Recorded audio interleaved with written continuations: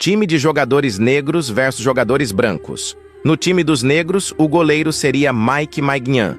Na zaga, Militão e Van Dijk. Nas lateral esquerda, Nuno Mendes e na direita, Alexander Arnold.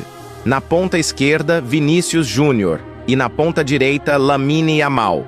No meio-campo, Jude Bellingham e Tchouaméni. E no ataque, Dembélé e Mbappé. No time dos brancos, o goleiro seria Donnarumma. Na zaga, Rúben Dias e Lucas Hernandes. Na lateral direita, Achraf Hakimi e na esquerda, Álvaro Fernandes. Na ponta direita, Phil Foden e na esquerda, Gabriel Martinelli. No meio-campo, Declan Rice e Luka Modric. E no ataque, Harry Kane e Erling Haaland. Na sua opinião, quem venceria esse duelo? Creio que seria uma partida bem acirrada e bonita de se ver. Mas deixe aqui nos comentários com qual time você ficaria.